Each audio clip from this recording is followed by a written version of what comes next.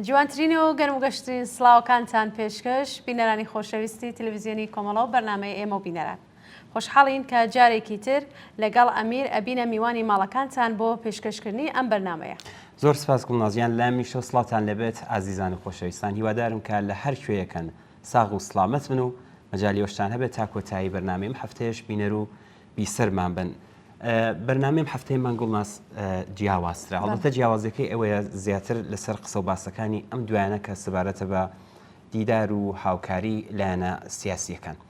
بەڵام پێشەوەی کە ئەم باسە دەست پێ بکەین بچین ناوبڕێک ببینین گوڵناس دواتر دێینەوە بابەتەکان دەست پێ دەکەین. فەرموو.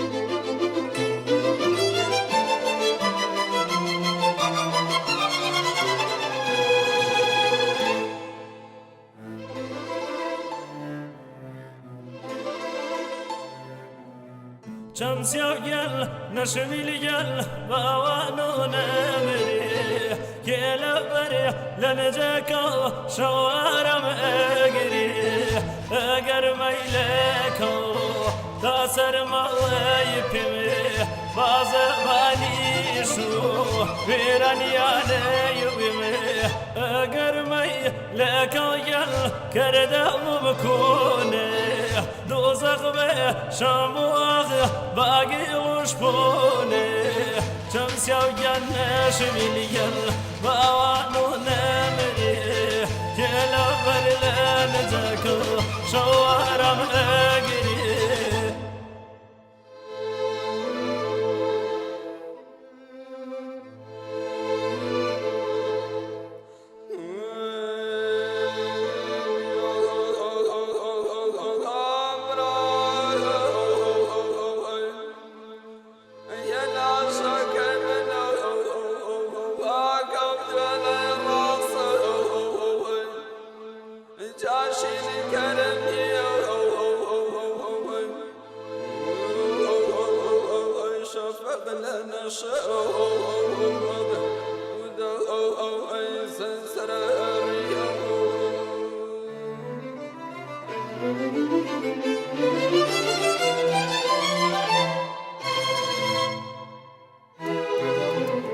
شمسيا وكاجل ما برنها لسيه دوسوي ما نجيل ملنا ويكسيه شمسيا برويك غاليه كمن يانتا بوغنا وليه شمسيا جل نشميل جل باوانو نمري كلا بري لنزكو شوارم اجري نشوهن ورمي نرجد الشامدمي شوز الفروج ردي وزوي عبدي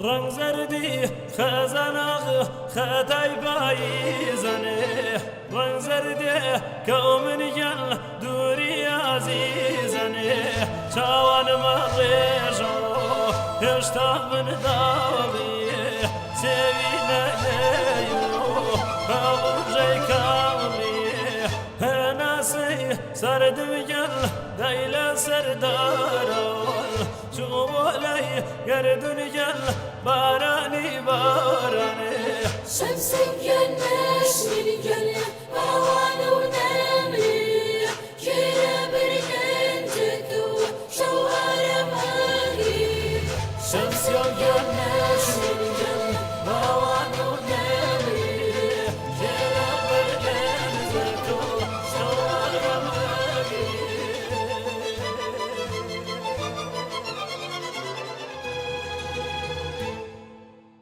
گوڵناس خۆت ئاگاداری لەم هەفتەیەدا نامە و پامی زۆرمان لەلایەن بینەرانەوە بەدەستکەش کە باس لە دیداری نێوان کۆمەڵە ڕێکخراوی کوردستانی حیزبی کۆمونیستی ئێران و کۆمەڵی شۆڕژێری زەحمەتکێشانی کوردستانی ئێران دەکەن. هەندێک لە بینەران بە پێشوازیەوە چوون بەم دیدارەوە، هێندێکیش بە زمانی ڕەخنەگرانە چەند پرسیارێکیان هێناوەتە گۆڕێکە ئێمە تێدەکۆشین لە سەرەتای بەرنامە هەفتەیەماندا وەڵام بم پرسیارانە بدەینەوە. بەڵام پێش ئەوەی بچینە سەر پرسیارەکان پێویستە ئەوە بڵێن کە ئەم دیدارە ڕاستە لە هەلومەرجێکی تازەتردا ئەنجام درراوە، بەڵام دیدارێکە لە چوارچێوەی سیاسەتە پەسەندکراوەکانی کۆمەڵە لە پەیوەند لەگەڵ هاوکاری لەگەڵ لایەنە سیاسیەکانی کوردستان. سیاستێک کە بە درێژایی ئەم ساڵانە لەلایەن ئێمەوە بەڕێوە چووە و ئەگەرچی هێشتا نەگەیشتۆتە قۆناغی داڕشتنی هاوکاریەکی درێژماوەتر، بەڵام تا ئێرەش بێ ئەنجام نەبووە. بۆ نمونە هاوکاری لایەنەکان بۆ ڕاگەاندنی مانگرتنە گشتیەکان لە کوردستان، هاوکاری بۆ بایکۆتکردنی شانۆی هەڵبژاردن، هەروەها هاوکاری لە پەیوەند لەگەڵ زەخت و گوشارەکانی کۆماری ئیسلامی لە باشووری کوردستان. ئێستاش هەوڵدان بۆ پێکهێنانی بناغەیەکی درێژماوەتر بەتایبەت بە لە بەرچاوگرتنی ئەگەرەکانی سەرڕێگای داهاتووی ئێران و کوردستان و بردنە سەرەوەی ئامادەگی خەڵکی کوردستان بۆ ڕوبەڕووبوونەوە لەگەڵ ئەم ئەگەرانە بەردەوامە. جگە لەمەش دیدار لەگەڵ ئەو لایەنانە کە بەناوی کۆمەڵەوە چالاکی دەکەن هەر لە ماوەدا بەردەوام بووە و ئەم دیدارش هەر لە ئیدامەی ئەم سیاسەت و دیدارانە بووە و تا ئەو جێگایە کە بە ئێمە مەربوتە هەر لە پێناو سیاسەتی پەسەندکراوی خۆماندا ئەم دیدار و گفتوگویانە لەگەڵ لایەنە سیاسیەکانی کوردستان بەردەوام دەبێت. بەڵێ زۆر سپاس ئەمیر، هەر وەکو تۆ باست کرد دیدار تا ڕادەیەک دەنگی داوەتەوە، واتەم دیدارەی نێوان دوو کۆمەڵە دەنگدانەوەی بۆ ڕاو بۆشوونی جیاوازیشی لێکەوتەوە. شاید باش وا بێت لە وەڵام بە چەند پرسیارێک کە بینەرانمان بۆمان نردویانە بابەتەکە لە ڕوانگەی خۆمانەوە زۆرتر ڕوونکەینەوە قسەی لەسەر. کاک فارۆق پرسیویەتی ئایا ئەم دیدارە دەستپێکی کۆکردنەوەی هەموو کۆمەڵەکان لە ژێر چەترێکدا نییە؟ سپاس لە کاک فارۆق. ئەوەی بە ئێمە مەربوتە هەروەکو ئەمیر لە سەرەتادا باسی کرد، ئەم دیدارە بەشێک لە سیاسەتێکی جێکەوتووی ئێمە دەربارەی هاوکاری لەگەڵ لایەنە سیاسیەکانی کوردستانە. سیاسەتێک کە ئەگەرەکانی سەر ڕێگای بزوتنەوەی کوردستان دەخوێنێتەوە و بۆ بە سەلامەت دەرباسکردنی ئەم بزوتنەوەیە لە ئەگەرە ناهەموارەکانی سەر ڕێگای دیاری کراوە. باوەی ڕوونکەمەوە کە مەبەست ئەوە نییە بێژم کە هاوکاری لایەنە سیاسیەکان هەموو ئەگەرە ناهەموارەکانی سەر ڕێگا ئەڕەوێنێتەوە. بەڕای من سەرەکی ترین ئاستی ئامادەگی بۆ ڕوبەڕووبوونەوە لەگەڵ ئەگەرەکانی سەرڕێگا هێزێکە کە لە ڕێگای ڕێکخراوە جەماوەریەکان لە شوێنی کار و ژیاندا پێک دێت و ئەوەی کە ئێمە بانگەوازی بۆ دەکەین و هەوڵی بۆ ئەدەین. ئەمە ئەو هێزەیە کە دەتوانێت لە دەرفەتەکان کەڵگوەرگێت و ویست و داخوازیەکانی لە بواری سیاسی، ئابووری و کۆمەڵایەتی بسەلبێنێت و بیپارێزێت. کاتێک باسی هاوکاری لایەنەکان دەکەین، ئامرازێک بۆ جێخستنی ئەم هێزانە یان باشترە بڵێم ڕێگا خۆشکەر دەبێت کە فەزایەکی گونجاو بۆ دەسەڵاتداریەتێکی جەماوەری بخڵقێنێت. ئەگەر ئێستا ئەم سیاسەتە یعنی هاوکاری لایەنە سیاسیەکان جێ نەگرێ و پێکەوە ژیان سەرڕای جیاوازیەکان نەبێتە بەشێک لە فەرهەنگی سیاسی، لەوانەیە لە سبەی ڕۆژی کوردستاندا هەر لایەنێک لە جیاتی پرۆژەیەکی هاوبەش هەوڵ بدات پرۆژەی سیاسی خۆی بباتە پێشەوە. ئەو کات کەلێن ساز دەبێت و عمەڵەن فەزای لەبار بۆ جێکەوتن و سەقامگیربوون و بەهێزبوونی ڕێکخراوە جەماوەریەکان تەسکتر دەبێت و بزوتنەوەی کوردستان تێدا زەرەرمەند دەبێت. هەموو هەوڵی کۆماری ئیسلامیش بۆ تەفرەقە دروستکردن هەر ئەمە بووە. زۆر ڕاستە گوڵنازیان، بۆیە لە پێشدا هەوڵی ئێمە ئەوەیە کە هەموو لایەنەکان جیان لە بەرنامە و سیاست و استراتێژی جیاواز لە ژێر چەتری هاوکاری لەسەر بەرژەوەندە باڵەکانی خەڵکی کوردستان یان هەمان پێکهێنانی کەش و هەوای سیاسی لەبار بۆ بزوتنەوەی کوردستان هاوکار بن. ئەگەر ئەمە بە هەر هۆیەکی نەخوازراو بەدی نەهات، ئێمە کۆکردنەوەی هەر ئەندازە لایەنە سیاسەکان لە ژێر چەترێکدا بە گونجاو دەسات. بەڵام هەوڵی ئەوڵی ئێمە هەروەک باس کرا لە پێشدا هەمەلایەنەیە. با لێرەدا لەسەر پرسیاری کاگنەورۆزیش قسە بکەین کە ئەویش پرسوێتی ئایا بە لە بەرچاوگرتنی ئەم لێدوانانەی دوایی وتەبێژی حیزبی دموکرات لەوە ناچێت کە ئەوان پرۆژەی سیاسی خۆیان لە باقی لایەنەکانی ترجیا کردێتەوە. سپاس لە کاگنەورۆز ئێمە دەبێت بڵین ڕاستە ئەو لێدوانە لە جێگای خۆی نەبوو، بەڵام ئێمە هێشتا ئەو لێدوانە بە سیاسەتی ڕسمی و ڕاگەاندراوی حیزبی دموکرات نازانین. هەر بۆیە جارە هیچ نیشانەیەکی جدی لەوە نییە کە حیزبی دموکرات پرۆژەی سیاسی جیاوازی بۆ خۆی دانابێ. ڕاستە لە هەرێمی کوردستان لە بەرامبەر زەختەکانی کۆماری ئیسلامی بۆ سەر هەرێم تا ڕادەیەک ئەم جیایە دەبیندرێت، بەڵام هێشتا بە مانای جیایی تەواوی نازانین. لەسەر ئەم ئەساسەیە ئێمە پەیوەندی خۆمان بۆ سەرنجڕاکێشانی ئەو حیزبە بە هاوکاری ئیداماتین. گوڵناز بە ناوبڕێک ببینین دواتر دێنەوە درێژە بم باسە دەدەین.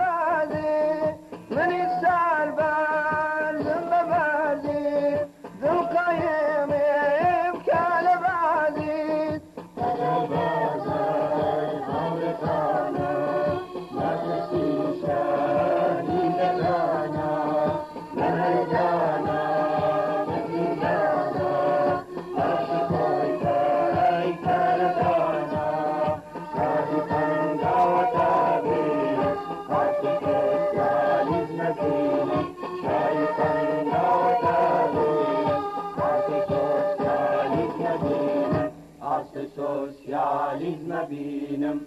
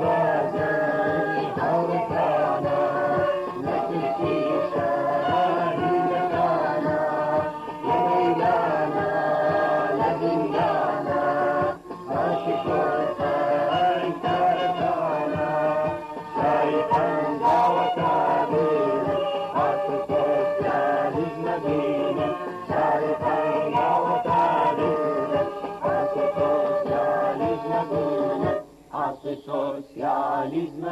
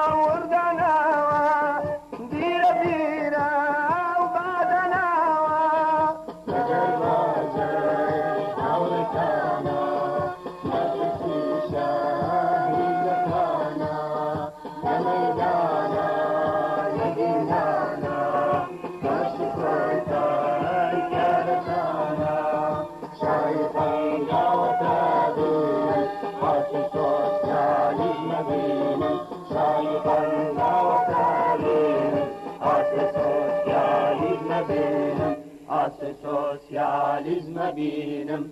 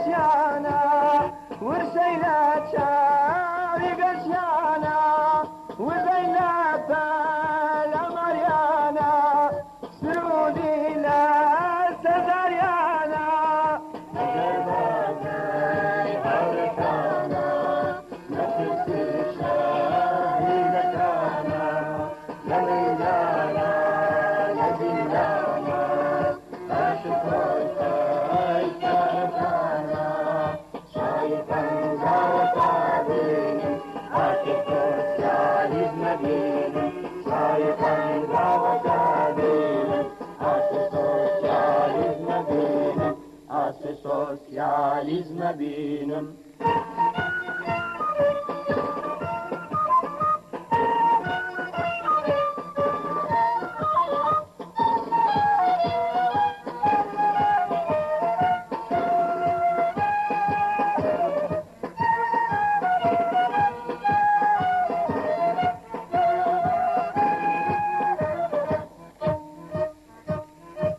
دمكاري جلادكان شوقاني راشي خفاكان قرب كرسي كيوكان بي فربيني أرض واسمان بي دريار ويراي خفاكان دراتانيا لدتانيا جرب رازاي هوريكانا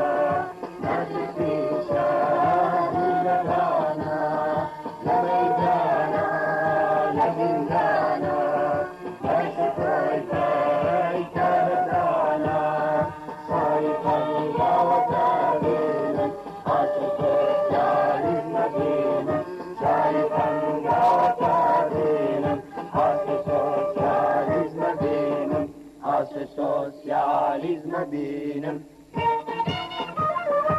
قلنا سەر لە ئیدامەی باسی پێشووماندا هاوڕێ هۆماش پرسیاری نردووە دەپرسێ ئایا لە کاتێکدا لایەنەکان سیاست و بەرنامە و کردەوەی سیاسی جیاوازیان هەیە چۆن دەتوانن هاوکاری بکەن. هەروەها دەڵێ بە بڕوای من هاوکاری ینی هەر لایەنێک لە بەرنامەی سیاسی خۆی بێتە خوارتر. مەسەلەن ئێوە منزوری ئێمە وەک جریانێکی چەپ و کۆمونیست دەبێت زۆر داکشام بکەن تا بە هاوکاری بکەن. ئەگینا لەسەر چی هاوکاری دەکەن. زۆر سپاسی هاوڕێ هۆما دەکەین. هاوڕێ هۆما ئەوە ڕاستە کە سیاست و بەرنامە و ئیستراتێژی جیا هەیە. جارێ با بزانین ئەوە بۆچی وایە. ئەم جیاوازیە لە بەرنامەی ئیستراتێژی سیاسی پەیوەندی ڕاستەوخۆی بە کۆمەلگای کوردستانەوە هەیە. کوردستان کۆمەلگایەکی چینایەتیە گوڵماس. یعنی خەڵکی کوردستان یەکدەست نین. دنیابینی جیاوازیان هەیە و هەر لەم ڕوانگەوە بەرژەوەندی جیاوازیشیان هەیە. بەرژەوەندی جیاوازیش مەیلی سیاسی و کۆمەڵایەتی جیاوازی لێ دەکەوێتەوە. ئەلبەت ئەمە تایبەت بە کوردستانیش نییە، هەموو کۆمەلگای دنیای ئەمڕۆ هەروایە و هەر بۆیە دەتوانین بڵین ئەم جیاوازیە سروشتی کۆمەلگایەکی چینایەتیە. تەنانەت کاتێک باسی کێشەی نەتەوایەتی دەکەین دەتوانین ئەم جیاوازیە لەسەر چارەسەرکردنیشیدا ببینینەوە. مەسەلەن بۆ نمونە با پرسین ئایا هەموو خەڵکی کوردستان بە یەک میزان کێشەی نەتەوایەتی لەسەر شانیان قورسایی دەکات؟ ئەگەر بەهۆی ئەم ستەمە کەرتی بەرهەمهێنان لە کوردستان دواکەوتوو ڕاگیراوە ساحب سەرمایە سەرمایەکەی لە بازارەکانی تر دەخاتە کار و سەرمایەکەی زیندوو ڕادەگرێ، بەڵام کرێکار و زەحمەتکێشی کورچی یان بێکارە یان دەبێ ڕووکاتە کۆڵبەری و گیان بدات لە پێناو پارۆنانێکدا بۆ زیندومانەوە یان ڕوو لە بازارەکانی تر دەکات بەشکم کارێکی دەستکەوێت. کەوایە ئاسەواری ستەمی نەتەوایەتی بە یەک میزاندا بەش ناکرێت. هەر بۆیە کرێکار و زەحمەتکێشی کورد پەیگیرترە بۆ چارەسەرکردنی ئەم کێشەیە و لە چارەسەرکردنیدا تەنیا ئەوە نابینێت کە بە زمانی خۆی قسە بکات یان جلوبەرگی کوردی لەبەر بکات یان فەرماندار و ئوستاندارەکەی کورد لە هەمووی ئەمانە ئەولاتر لە کۆتایی هێنان بەستەمی ملی بیر لە ژیانی باشتر و سەلماندنی مافە سەرەتایەکانی دەکاتەوە. یعنی بیر لە کێشەی ژیانی خۆی دەکاتەوە. ئیتر بێکار نەبێ. ئەگەر بێکار بوو ژیانی تا پەیداکردنی کاردابین بکرێت. ئیتر مەجبور نەبێ ئاوارەی ئەم بازار و ئەو بازاری کار بێت. ئیتر ناچار نەبێ کۆڵبەری بکات و گیانی خۆی بخاتە مەترسیەوە و لە هەمان کاتدا وەک ئینسان مافەکانی ژێرپێ نەخرێ و مەجای هەبێ خۆی چارەنووسی خۆی دیاری بکات. هەر بۆیە لە سەردەمی ئێستادا کێشەی ژیان لەگەڵ کێشەی نەتەوایەتی تێکەڵکراوە. زۆر ڕاستە میر دەست خۆش بە لە گۆشەیەکی ترەوە چاو لە بابەتەکە بکەین. حکوومەتی ناوەند هەمیشە چەندین ڕێگای جیاوازی بەکارهێناوە بۆ سەرکوت و لە ڕێگەلادانی بەرەنگاری و خەباتی خەڵکی کوردستان. لەلایەکەوە دەستی کردوە بە سەرکوتی ڕاستەوخۆ لە ڕێگای هێرشی سەربازی، تونند و تیژی، دەستگیرکردن، ئەشکەنجە و زیندان و ئێعدام. لەلایەکی ترەوە بە بڵاوکردنەوەی مادەی هۆشبەر، پاڵزان بە ڕەوتە ئاینیەکان و دامەزراندنی گروپە چەکدارە سەلەفیەکان یان چاوپۆشیکردن لە چالاکی ئەوان بە ئەنقەست.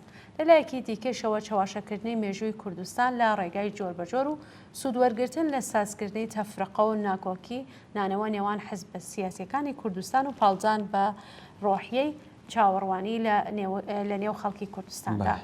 هەروەها سوودوەرگرتن لە ڕەوتە لیبرال و چاکسازی خوازەکانی حکوومەت بۆ داشکانی ویست و داخوازی خەڵکی کوردستان بەکارهێنانی چەکی دانوستان یەکلایەنە لەگەڵ هەندێک حەزب و ڕەوتی سیاسی و هەروەها هەوڵدان بۆ لە ناوەرۆک بەتاڵکردنی داواکانی خەڵکی کوردستان و سنووردارکردنیان تەنها بۆ داواکاری کولتوری ئەم بربەرەکانەیە دەباتە پێشەوە کە وایە دەتوانین بێژین لە هیچ هەوڵێک بۆ بربەست خستنە سەر ڕێگای بزوتنەوەی مافوازانە و شۆڕژگەڕانەی خەڵکی کوردستان خۆی نەپاراستەوە مەبەستە حکوومەتە لە بەرامبەر ئاوا سیاست و کردەوەیەکدا دژ بە بزوتنەوەی کوردستان بۆ هێزێک وەکو کۆمەڵە کە ئاڵای ویست و داوای خەڵکی کرێکاران و زەحمەتکێشان و ژنانی ستەم لێکراوی بەرزکردوێتەوە بەپێی ئەو بەرپرسیارەتەی کە لە بەرامبەر بزوتنەوەی شۆڕژگەڕانەی خەڵکی کوردستان لە ئەستۆیەتی و لە وەڵامدانەوەی بنەمایی بۆ ئارەزوەکانی یەکگرتووی خەڵکی کوردستان و بۆ بەکارهێنانی هەموو توانایی ناڕزایەتی کۆمەڵگا دژی حکوومەتی ناوەندی و بۆ ئاسانکردنی ڕێگای لابردنی ستەمی نەتەوەیی لەسەر شانی خەڵکی کوردستان و کەمکردنەوەی ئەو موسیبەتانەی کە لە خەبات دژی ئەم ستەمکاریە دروست دەبن و بۆ سنووردارکردنی پیلانگەری ڕژیمی کۆماری ئیسلامی لە نێو حزب و ڕەوتە چەکدارە سیاسیەکانی کوردستان و دابینکردنی هاوکاری هێزە سیاسیەکانی کوردستان لە بەرامبەر ڕژیمی کۆماری ئیسلامی و هەروەها لە ئاستێکی دیکەشدا فراوانکردنی هاوکاری لە نێوان چالاکانی بزوتنەوە کۆمەڵایەتیەکان لە خەبات دژی ڕژیمی کۆماری ئیسلامی جگە لە هەوڵدان بۆ بەهێزکردنی بزوتنەوە کۆمەڵایەتیەکان لە هەمان کاتدا سیاسەتی نزیکبوونەوە و هاوکاری لەگەڵ ڕەوتە سیاسیە چالاکەکانی کوردستانشی دەگرێتە بەر بەس کۆمەڵەیە دەست خۆش گوڵناس بە بەم کورتە باسا بچینە سەر پرسیارەکانی هاوڕێ هۆما دەست خۆش بۆ ئەم تۆزیحاتت کەوا بوو سەرڕای جیاوازی بەرنامەیی و جیاوازی استراتیژی سیاسی پێویستە تا ئەو جێگایی بە خەبات دژی داگیرکاری کۆماری ئیسلامی پێشێلکردنی مافە سەرەتایەکانی خەڵکی کوردستان دەگەڕێتەوە خەڵکی کوردستان با یەکدەنگ دەرکەون ئەوەی ڕاستی بێ بەهۆی تایبەتمەندیەکانی کۆمەلگای کوردستان هیچ کام لەم لایەنانە بە تەنیایی نێونەراتی خەڵکی کوردستان بە هەموو جیاوازەکانیانەوە ناکەن بەڵام خاڵی هاوبەشیان بۆ بربەرەکانەی لەگەڵ سیاسەتەکانی کۆماری ئیسلامی لە کوردستان هەیە بۆ ئەوەی بە هاوکاری لەگەڵ یەکتر ئەم بزوتنەوەیە بەرامبەر بە ڕژیمی سەرکوتگەری کۆماری ئیسلامی بەهێز بکەن جیاوازی لە بەرنامە و ئیستراتیژی لایەنەکان بۆ چۆنیەتی ئیدارەی کوردستان بڕیاری بەدەست خەڵکە کە کامە بەرنامەی سیاسی دەکەنە ڕێنمای بەڕێوەبردنی کۆمەلگای خۆیان ئایا بەرنامەی هێزی چەپ و سۆسیالیست یان بەرنامەی هێزەکانی تر بەڵام تا ئەو کات کە خەڵکی کوردستان بڕیار ئەدا چارەنووسی خۆی چۆن دیاری بکات هاوکاری لایەنە سیاسیەکان دەتوانن زمینەی سیاسی و کۆمەڵایەتی بۆ ڕەخساندنی ئاوا شرایەتێک کە خەڵکی کوردستان ئازادانە بڕیار دەربن فراهم بکات کە ئاوا لە کەش و هەوای ئالۆز و کێبەڕکەی ناو کۆمەلگا بە تایبەت کە ئەم هێزانە دەتوانن هێزی چەکداریشیان هەبێ خەڵکی کوردستان دەتوانن بیر لە چارەنووسی خۆیان بکەنەوە ینی کا هەموو ئەو هێزانە چەکدارن دیارە ئەگەر هیچ نەکەین ینی جیاوازی بەرنامە و ئایدیۆلۆژی بکەینە مەبنا کە بەر بە هاوکاریکردن بگرێ ئەوە خۆی بڕیارێکی هەڵەیە و دەرەنجامی خراپی دەبێت هەروەک باسکرا کوردستان دەبێتە مەیدانی ململانەی هێزە سیاسەکان و شۆڕ دەبێتەوە ناو خەڵکی کوردستان و کارەساتی لێ دەبێتەوە و تەنیا دژمنانی خەڵکی کوردستان پێی دڵخۆش دەبن ئێمە وەک کۆمەڵە بەرپرسیارەتیمان هەیە تەنیا ئاشقی بەرنامە و ئایدیۆلۆژی خۆمانی ئەم سیاست و بەرنمەیە کاتێک کاریگەرە کە بتوانێت خەڵکی کوردستان لە ئەگەرەکانی سەر ڕێگای دەرباس بکات و خەڵک ئامادە بکات بۆ ئەو ئەگەرانەی کە لە داهاتوودا دێت دەست خۆش ئەمیر با منیژەوە زیاد بکەم بەرنامە و ئستراتیژی سیاسی کاتێک مانای کردەوەی بەخۆی دەگرێت کە خەڵکی کرێکار و زەحمەتکێر ژنانی ژێر ستەم و لاوانی بێهیواکراو لە کوردستان کە ژیانی بەختەوارانیان نزیک کاتەوە لە جێخستنی مافەکانیان باوەش زیاد بکەم یەکێک لە تایبەتمەندیەکانی بزوتنەوەی کوردستان حزبایەتی بوونیەتی بۆ ئامادەبوون لەگەڵ ئەو ئەگەرانە و سیاسەتەکانی حکوومەتی ناوەندی دژ بە مافی ڕەوای خەڵکی کوردستان ئێمە پێشنیاری هاوکاریمان کردووە بە هەموو ئەو هێزانەی کە لە خەباتی خەڵکی کوردستان بەشدارن هەروەکو باسکرا ئەم هاوکاریە لە خۆیدا هەدەف نییە بەڵکو ڕێگای چارەسەرکردنی کێشەی نەتەوایەتی ئاسان دەکاتەوە و مەجال بۆ خەڵکی کوردستان فراهەم دەکات تا لە کەش و هەوای سیاسی سەردەمیانە بڕیار لەسەر چارەنووسی خۆیان بدە ئەگەر ئاکامی بەرنامە و سیاسەتی ئێمە بە بەهێزبوونی بزوتنەوەی شۆڕژگەرانەی کوردستان نەبێ و ڕێگای بۆ نەبینینەوە کە مافە سەرەتاییەکانی خەڵکی کرێکار و زەحمەتکێش جێبگرێ ئەی فایدەی چییە؟ هێزی چەپ و سوسیالیست لە کوردستان وەکو هێزێکی بەرینی کۆمەڵایەتی دەبێ ئەو ئەندازە باوەڕە بەخۆی هەبێ کە بتوانێت ڕێگا ببینێتەوە. ئەوەی ڕوونە ئەوەیە کە لە کاتی شۆڕشدا هێزەکان زۆر بە خێرایی دەگۆڕێن، بۆیە ڕەوتی چەپیش دەبێت دووشت بکە. یەکەم ئەوەی توانایی مانۆڕی سیاسی هەبێت، دووەم لەگەڵ پاراستنی هێڵە سەرەکیەکانی مەیدانی مانۆڕی سیاسی فراوانتر بکات. ئەم کارانە نەتەنها بنکەی کۆمەڵایەتی هێزی چەپ و سۆسیالیز لاواز ناکات، بەڵکو هەوڵ ئەدات ئەو بۆشاییانەیش بڕکاتەوە کە لە کۆمەلگادا هەیە. بەم شێوەیە ڕەوتی ڕادیکاڵ و چەپی کۆمەلگا باشتر دەتوانێت کاریگەری لەسەر هاوکێشەکانی کوردستان و تەنانەت سەرانسەری ئێرانیش دەبنێت، کەوا بوو بە بڕوای ئێمە هیچ داشکانێک لە بنەما فکری و استراتیژی ئێمە وەکو هێزێکی چەپ نایەتە گۆڕێ. پێشەوەی کەم باسی دامە بین باشترەوەیە ناوبڕێ بدەین. زۆر باشە با بچین چی ناوبڕێ بدەین و دێنەوە خزمەتان.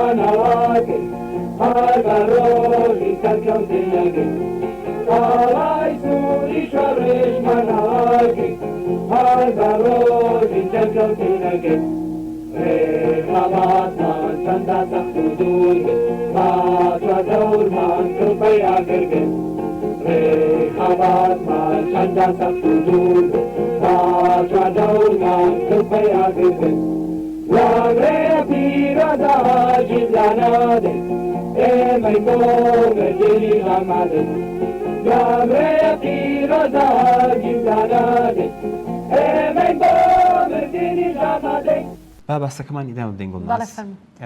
ئەم هاوکاریە کە ئێمە باسی دەکەین لەسەر بنەمایەک دەبێت کە هەموو لایەنەکان پێی پابند بن و خەڵکی کوردستانیش لێ ئاگادار بن.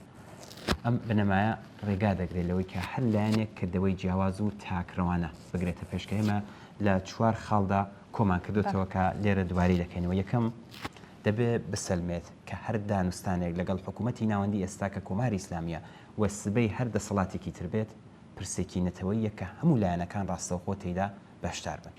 هیچ لایەنێک بۆی نییە بەجیا لەگەڵ حکوومەتی ناوەندی تاکڕەوانە بڕیار لەسەر بزوتنەوەی کوردستان بدات، چون هەروەک باس کرا هیچ لایەنێک بە تەنیا نێونراتی خەڵکی کوردستان ناکات. خاڵی دووهەم دەبێت بنەماکانی دموکراسی لە کوردستان بپارێزرێ و هیچ لایەنێک بۆی نییە لە کێشەی ناوخۆیی دەست بۆ توندوتیژی بات. دەستبردن بۆ توندوتیژی لە کێشەی سیاسی بەڕاستی دەبێت خەلەغە بکرێت. بەڵێ ئەمیر ئەو دوو خاڵی تر با من ئاماژەی پێ بکەمەگەر. خاڵی سێم هەبوونی زەوابت و ئیلزاماتی هاوبەش بۆ پێکێنانی هاوپەیمانی لەگەڵ هێزە سیاسیەکانی ئۆپۆزیسیۆنی کۆماری ئیسلامی ئێران بەلە بەرچاوگرتنی بەرژەوەندیەکانی باڵای خەڵکی کوردستان. لایەنەکانی کوردستان هەرکامە پەیوەندی و ارتباتاتی خۆیان هەیە، بەڵام ئەم پەیوەندیانە نابێت ناتەبابێت لەگەڵ بزوتنەوەی کوردستان. یانە هیچ لایەنێک بۆی نییە هاوپەیمانی لەگەڵ بەرێک ساز بکات کە دژایەتی هەیە لەگەڵ مافی دیاریکردنی چارەنووسی خەڵکی کوردستان. چوارم بە فەرمیناسینی مافی دەسەڵاتدارەتی جەماوەر هیچ لایەنێک بۆی نییە بە دوور لە دەنگی ئازادانەی خەڵک دەسەڵاتی حزبی خۆی بسەپێنێت. بەرنامەی سیاسی لایەنەکان دەبێت لە فەزایەکی سیاسی کە ئەم هاوکاریانە پێکدێنێ بخرێتە بەردید و قەزاوەتی خەڵکی کوردستان و ئەوانن کە بڕیاری لەسەر ئەدەن چارەنووسی سیاسی خۆیان و کۆمەلگای خۆیان چۆن ئیدارە دەکەن. لەسەرم بنەمایانە هاوکاری نێوان لایەنە جیاوازەکان لە کوردستان دەتوانێت شکڵ پێ بدرێ و وا بزانم ئەمیر وەڵامێکیشی بۆ ئەم قسەیە کە هاوڕێ هۆما وەڵامێکیشە بۆ هاوڕێ هۆما و باسی جیاوازی کردوە. ڕاستە ئەگەر ئەم بنەمایە ڕەچاو نەکرێ و لایەنەکان پێ پابند نەبن هیچ هاوکاریەک ئەنجام نابێت. ئەنجامی نابێتەوە هاوکاریان ئەگەر ئەم لایەنانە لەگەڵی پابند نەبنەوە خاڵانەی کە باس کرا. جا پرسیار لێرەدایە چۆن تەزمین دەکرێت کە لایەنەکان بەم بنەمایە پابند بن. تەنیا ئاگاداری و دەخەڵەتی خەڵکە کە ئەوە تەزمین دەکات. بۆیە ئیسرارمان هەیە ئەم بنەمایە قبول بکرێ و حکومی بەڕێوەبردنیشی واتە خەڵکی کوردستان بێکەم حکومە بەڕێوە بە. زۆر ڕاستە.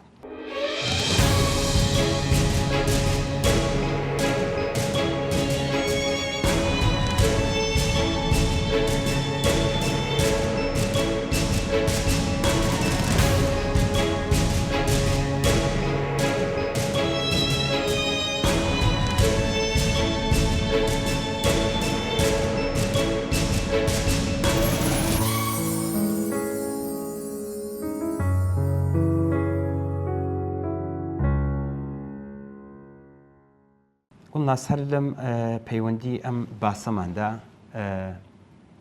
هاوڕێ ساڵح پرسیارێکی لێکردوین کە دەڵێ بەڕێزانی بەرنامەی ئێمە بینەران سڵاو زۆر سپاس هاوڕێ ساڵح ئەڵێ ئێوە زۆر جار باسی هاوکاری نێوان لایەنە سیاسیەکان دەکەن من هاوکاری لایەنە سیاسەکان لە کوردستان بە مثبت دەزانم ما هاوڕێ ساڵح وتێتی بەڵام بە لەبەر چاوگرتنی جیاوازی ڕێبازی استراتیژی سیاسی ئێوە بۆ هاوکاری لەگەڵ لایەنە چەپ و سوسیالیستەکانتان ناخەنە دەستورەوە. هاوڕێ ساڵح هەروە دەڵێ هاوکاری لەگەڵ ئەو لایەنانە کە سیاسەت و استراتیژی جیاوازیان هەیە بەکردەوە بۆمان دەرکەوتووە کە بە ئەنجام ناگات مەگەر ئێوە لە هێڵە سەرەکیەکانی خۆتان پاشکەس ببنەوە. هەروە هاوڕێ ساڵح دەپرسێ ئایا ئێوە ئەم مەترسیانەتان لەبەر چاوە؟ ئایا ئێوە کارنامەی ئەم هێزانە لە بزوتنەوەی کوردستان لەبەر چاو ناگرن؟ ئێمە زۆر سپاسی کاک ساڵح دەکەین بۆ ئەم پرسیارانی کە زۆر دڵسۆزانە نردوێتی. کاک ساڵح با پێشتر جەخت لەوە بکەین کە هاوکاری لەگەڵ لایەنەکانی چەپ و سوسیالیست چ لە ئاستی سراسەری و چ لە ئاستی کوردستان بەشێکی گیانەکراوە لە استراتیژی سیاسی ئێمە بووە و ئێستا شەر هەیە. هەوڵمان بۆ داوە و تا ڕادەیەکیش چوینەتە پێشەوە.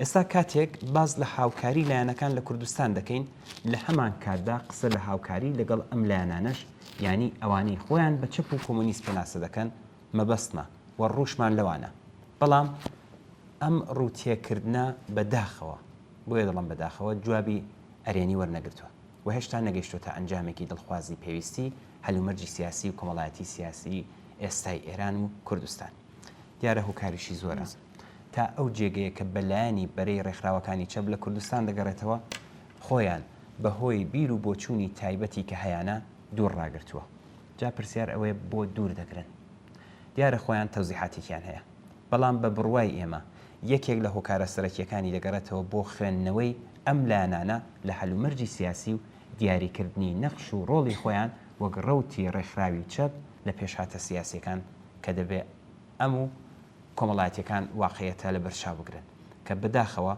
لە نێوان ئەم ڕێکخراوانە ینی باشترە بڵم بەگشتی چەپ لەگەڵ هێزی چەپی کۆمەڵایەتی لە کوردستان و ئێران هێشتا فاسلەیان هەیە ئەوە شمولی ئێمەش دەبێت بڵناس وەک حیزبی کۆمونیست ئەلبەت کۆمەڵە هێندە جیاوازی هەیە و دەتوانین باس لەوە بکەین کە لە وەرچەرخانە سیاسی کۆمەڵایەتیەکان خۆی لەگەڵ بزوتنەوەی کوردستان کە هێزی چەپتەیدا دەور و نەقشی هەیە گرێداوە بەڵام ئەم فاسلەیە لە ئاستێکی گشتیدا بەرچاوە وان کۆڵی لێ ناکرێت بە پێچەوانە دەبێت باس بکرێ و بناسرێەوە ڕێگا چارەشی بۆ ببیندرێتەوە ئەمیر دەرەر حاڵ لەوانەیە لەم بابەتەوە لەگەڵ ئەوان یەک بۆ چوونمان نەبێ بەڵام بۆ ئەوەی ئەم فاسلەیە یانێ چەپێک کە ڕێکخراوە لەگەڵ چەپی کۆمەڵایەتی لە کوردستان نیشان بدەین دەبێت ئاماژە بۆ بکەین کە ئەم هێزە مەبەست چەپی کۆمەڵایەتی غەیری ڕێکخراوەیی کاتێک لە کوردستان مانگرتنی گشتی سازمان ئەدات کاتێک ئاعترازێک ڕێک دەخات کاتێک مەراسمێک بە گەورەی مەراسمەکانی نەورۆزی ئەمساڵ هەموو شارەکانی کوردستان بەڕێوە ئەبات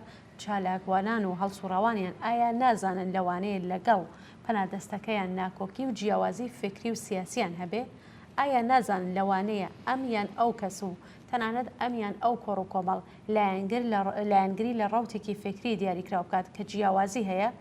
ئەی بۆ ئەوان هاوکاری دەکەن چون چەپی کۆمەڵایەتی چالاکوانان و هەڵسوڕەوانی ئەمڕۆتە ورد بیر ناکەنەوە گەورە بیرەکەنەوە و چاو لە دەستکەوتە گەورەکان ئەکەنەوە بیر لەوە دەکەنەوە کە لە ئاکامی ئەم هاوکاریانە بە هەموو جیاوازیەکانیانەوە خەڵک بەرامبەر بە دوژمن یەکدەست زاهیر دەبن و ئەگەر بتوانن فقط یەک هەنگاو بشنە پێشەوە بۆ بەدەستێنانی سەنگەرێک بزوتنەوەی کوردستان بەهێز دەبێت کە بزوتنەوە بەهێز بوو ئیتر کایەی پێ ناکرێت هیچ هێز و لایەنێک ناتوانێت چارەنووسی بەڵاڕێیەدا ببەرێ باوەڕ بەخۆ دروست دەبێت و زەمینەی هەنگاوی گەورەتر لە ئاستی کۆمەڵایەتیدا فراهەم ئەبێت لە پێناو ئەم دەستکەوتانەدا بە ئاگاهیەوە لەگەڵ کەسێک کە بیر و بۆچوونی جیاوازیشی هەیە ڕێک دەکەوێت ئەم ئەزمونە ئەم دەرسە مقایسە بکەن لە بۆچوونی هاوکاری لایەنەکان لە چەپی ڕێکخراو لە کوردستان پێیان وایە دەبێ هەموو کەسولایەنێک ئەو بنەمایە کە ئەوان باوەڕیان پێێتی قبوڵی بکەن شتیوە لە کۆمەلگایەکی چینایەتی ڕوونادات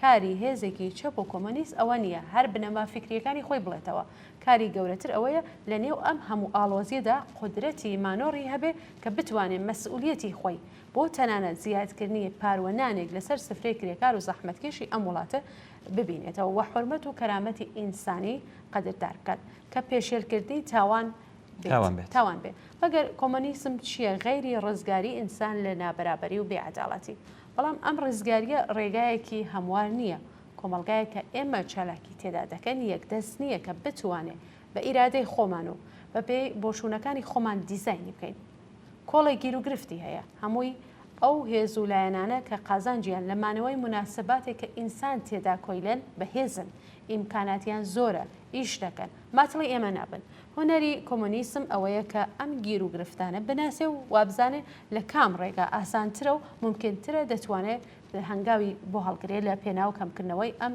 ئێش و ئازارانەدا بەڵێ دەست خۆش کوڵ نازگیان با منیش ئەوە بڵم دیارە دەبێت لە هەمان کاتدا وریا بێت کە ئاسۆکەی لێڵ نەبێت و پراوێز نەخرێت بێگومان کارێکی سەختە و تااقت پرۆکێنە بە تایبەت بۆ هێزێک کە خۆی بە مەسئول دەزانێت خۆ ئەگەر ئەم مەسئولیەتە کۆمەڵایەتیە نەبێ کارەکان ئاسان بێتەوە هەر پەیتا بە خۆت و باوەڕەکان تا هەڵ بڵێ و دووری بکە لە هەر کارێکە پێت وایە باوەڕەکانت ئەیبدار دەکات ئەم مێتۆدا لە چالاکی سیاسی بە جۆرێک بێباوەڕی بە خۆشی تێدایە ئەگەر کۆمۆنیسم بزوتنەوەی ڕزگاری ئینسانە کە هەیە دەی بۆ دەبێت بترسێت کە لەگەڵ کەسانی تر هاوکاری بکات لەوانەیە لەوە بترسێت کە ئاسۆی لێون دەبێت یان وەکو ئەوانی تری دەبێت چون ئەوانی تر بەهێز و ئیمکاناتترن بیر لە کۆمەلگایەک ناکەنەوە یان باشترین حاڵەت ئەگەریش بیرکاتەوە بەهۆی ئەو فاصلەیە کە لەگەڵ چەپی کۆمەڵایەتی هەیەتی دەکەوێتە مەوزەعی دەفاعی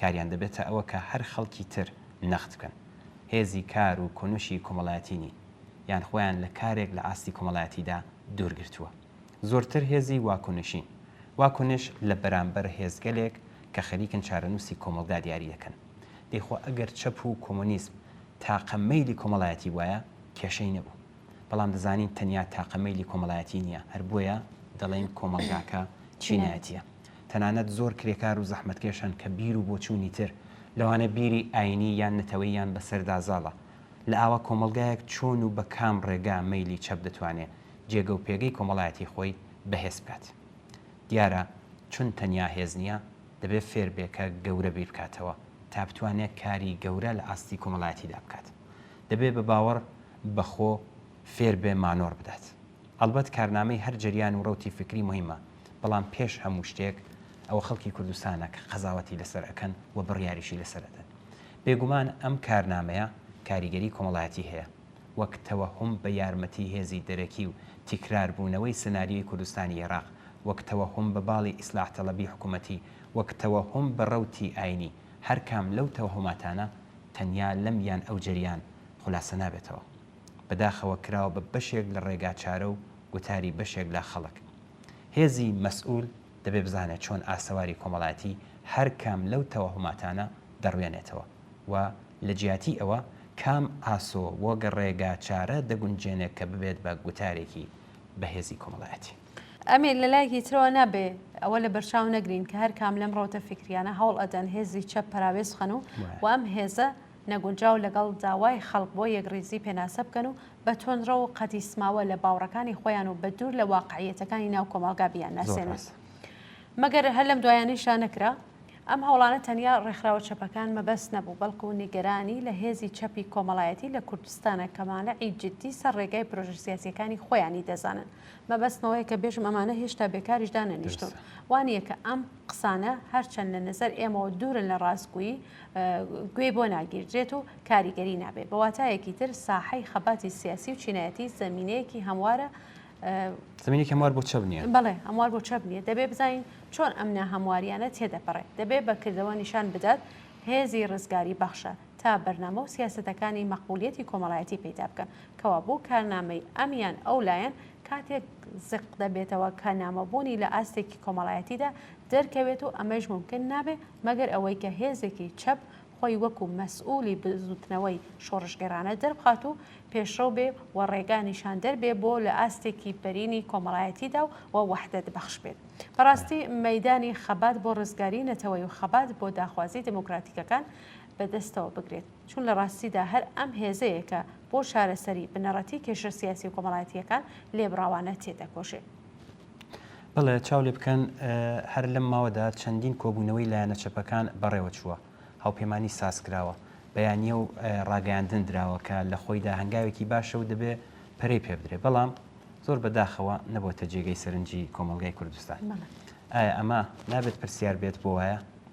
خۆ هەموو نیشانەکان پێمان دەڵێن هێزی چەپ لە ئاستی کۆمەڵایەتیدا بەهێزە لانیکەم بزوتنەوەی ژینە ئەمەی نیشاندا. ئەی بۆ ڕێکخراوەکانیان کە بە ناوی ئەوانەوە چالاکی دەکەن هێشتا نە بەرنامەیان نە سیاسەتیان نە لێدوانەکانیان نابێتە جێگەی سەرنج. دیارە فاسلە هەیە و ئەم فاسلەیە بەخۆ دوور ڕاگرتن چارە ناکرێت. هەروەک باس کرا هێزی چەپی ڕێکخراو دەبێت فێر بێ دوور بڕوانێ و بیر لە کاری گەورە بکات و لەوە نەترسێت کە ئایدۆلۆژیەکەی عیبدار دەبێت. هیوادارین کە کاک ساڵح ئەگەریش بەم قسانە وەڵامی خۆی وەرنەگرتوێتەوە لانیکەم بیریان لێ بکاتەوە دیسانەوە دەستخۆشی لە کاک ساڵح دەکەین وە بە هیوای کە پەیوەندی زیاترمان پێ بگرێت بچین ناوڕێک ببینین دێنەوە خزمەتتان.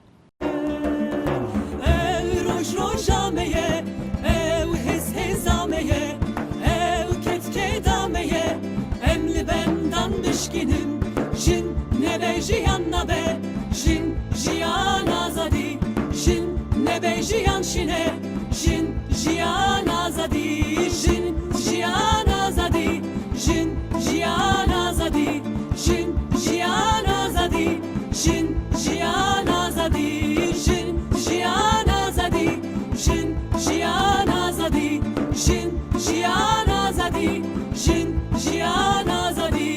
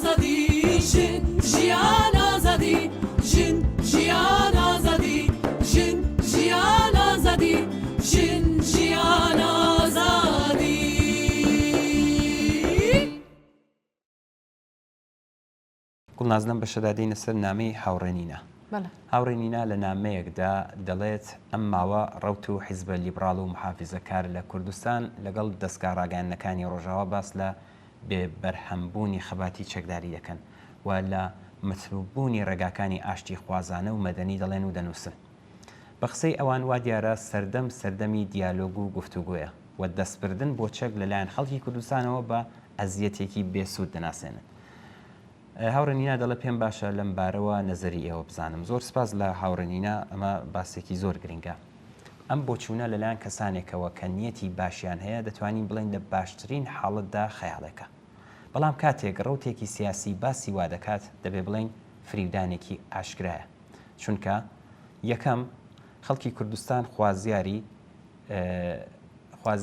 خەباتی چەکداری نەبوون وەنین. بەڕاستیدا بە هێرش و پەلاماری هێزەکانی ڕژیم ئیسلامی خەباتی چەکداری بە خەڵکی کوردستان سەپێنرا.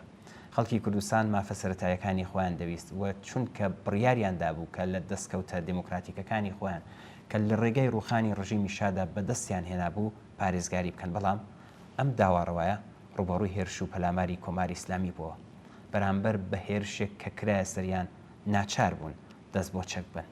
واتایەکی تر ئەمە خەڵکی کوردستان نەبوون کە پەنایان برد بۆ چەک، بەڵکو بپێچەوانەوە بەرامبەر تونند و توێژی حکوومەتی ڕاوەستان و لە کەرامەتی ئینسانی خۆیان دفاعیان کرد. ئەم کەسانە دەبێ وەڵامی ئەم پرسیارانە بدەنەوە. ئەگەر بە چەک و هەڕەشە هاتنە سەر ماڵت و داگیریان کرد و لە هەموو شتێک مەحرومیان کردی چی دەکەی؟ گوڵناز لێرە بێموناسبەت نییە کە بەشێک لە قسەکانی خومینی کە فەرمانی هێرشی بۆ کوردستان دەرکرد بجێڕینەوە کە هەموو ئەو کەسانە کە خەڵکی کوردستان لۆمە دەکەن کە دەستیان بۆ چەک بەر بۆ دیفاع لە خۆیان وەڵامی بدەین. لە 28 مردادی 58 خومینی فەرمانی هێرشی و پەلاماری بۆ کوردستان بەم جۆرە دەرکرد. وتی ئەم پیلانگێڕانە لە کوردستان لە ڕیزی کافرەکاندان دەبێت بە توندی لەگەڵیان مامەڵە بکرێت.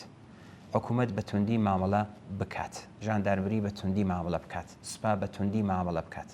ئەگەر ئەوان بە توندی لەگەڵیان مامەڵە نەکەن، ئێمە بە توندی لەگەڵیان مامەڵە دەکەین. ئێمە دەمانەوێت بە فەرمانی خوددا عەمەل بکەین و دەیکەین. ئەمە یەکێکە لە تاریکترین لاپەڕەکانی مێژووی هاوچەرخی کوردستان کاتێک دەسەڵاتینە بە ناوی دین و ئایدۆلۆژیای ئاینی فەرمانی کوشتار دژ بە خەڵکی کوردستان دەدات. دیسانەوە با پرسین خەڵکی کورد دەبوو چی بکات جگەل لە دیفاع لە ماف و حرمەت و کەرامەتی خۆی؟ ڕێگای ئاشتی خوازانە لەم فەرمانەدا چۆن دەتوانێت مانای هەبێت؟ بەڵێ ئەمیر دەست خۆش بە خەڵی دوهم باس بکەم من ئەگەر فەرموو مەجال بێت. بابزانین دەستکەوتی ئەم خەباتە چی بووە؟ پاش ڕاپەڕینی ساڵی 57 لەگەڵ هێرشی ڕژیمی ئیسلامی بۆ ڕێکخراوە سیاسیەکان و خەڵکی ئازادی خوازمە بەس بۆ سەر ڕێکخراوەکانە لە سەرانسەری ئێران دەیان هەزار کەس کێشرانە سیا چاڵەکان ئەشکەنجە و ئێدام کران ون بوون یان لە ئێران هەڵاتن. بەرەنگاری چەکداری لە شێوەی پێشمەرگایەتیدا سەنگەرێک بوو لە بەرامبەر ئەم هێرشە دڕندانەی ڕژیم بۆ سەر کوردستان کە دەستی کۆماری ئیسلامی کورد کردەوە. سەرڕای ئەوەش لە ماوەی 8 ساڵ جەنگی کۆنەپەرستانەی ئێران و عێراق بەهۆی شێوەی بەرەنگاری خەڵکی کوردستان ڕژیم هەرگیز نەیتوانی گەنجانی کوردستان لە ئاستێکی فراواندا بۆ سەربازی ببات و لە مەیدانەکانی جەنگ قوربانیان بکات. جەنگێک کە سەدان هەزار لە گەنجانی ئێرانی قوربانی کران. خاڵی سێەم جالبەوەیە دەستکاڕاگەندنەکانی ڕۆژاوا لە حاڵێکدا کە خۆیان بەرهەمهێنەری نوێترین ئامرازە جۆراژۆرەکانی بەکارهێنانی توندوتوژی و سەرکوتن و لە فرۆشتنی بە حکوومەتە داگیرکەرەکانی کوردستان قازانجی زۆر بەدەستدەهێنن مۆری تەئیر لەسەر توندوتیژی ئەم حکوومەتانە دژی خەڵکی کورد دادەنێن کەچی کاتێک قوربانیانی ئەم چاوانە سەرڕای ویستی خۆیان دەست بۆ چەک دەبن بانگێش دەکرێن کە بێسوودە و دەبێت ڕێگای ئاشتی خوازانە هەڵبژێرن. بەڵام بۆ خۆیان ڕێگای ئاشتی خوازانە بە خەڵکێک کە داوای مافی ڕەوای خۆی دەکات بەکار نابن بۆ کرێکارێکە داوای زیادبوونی حەقدەست دەکات پەلامار دەکەنە سەری و زیندانی دەکەن. ژنێک کە داوای مافی ئینسانی خۆی دەکات دەیان گرن زیندانی دەکەن و لاوێک کە بۆ داهاتوو بە پەرۆشە چی لێ دەکەن کەم دەیان گرن کەم دەیان کوژن. ژینکە پارێزان لە کوێن لە زیندان نەبن، هونەرمەندان و شاعران و نووسەران لە کوێن لە زیندان نەبن، بە سانسور و خەفەقان لە ماڵەوە زیندانین. مامۆستایەکی وانەبێژی کوردی تاوانی چی بوو کە دەبێت زیندانی بکرێت مەگەر ئەم خەڵکە داوای چیان کردوە جگە لە ژیان و ئازادی نەبێ. لە ڕاستیدا ئەوان مافی بەرگری ڕەوا بۆ خەڵکی ستەم لێکرا و بە فەرمی ناناسن تا ستەم بەردەوام بێ دەوڵەتانی سەرمایەداری لە ڕێگەی بەردەوامبوونی ئەم ستەمە دەسەڵاتی ناعەداڵانەی خۆیان دەپارێزن. دەستخۆش لە ئیدامەدا دەبێ وەک خاڵی چوارم بڵین گوڵناس سەرڕای ئەم ڕاستیانە ئێمە ئیستراتیژیمان لە بزوتنەوەی کوردستان هەرگیز لەسەر بنەمای سەرکەوتنی چەکداری و پێشمەرگانە دانەناوە. چاڕوانی بۆ ڕزگاربوونی خەڵکی کرێکار و زەحمەتکێش لە کوردستان وەک گەیشتن بە داواڕەوەکانیان پرۆسەیەکە کە لە ناوەوەی شارەکانەوە دەست پێ دەکات و بە خۆپیشاندانە گەورە و ڕێکخراوەکان دەگاتە سڕینەوەی شۆڕشگێرانەی حکوومەتی ئیسلامی.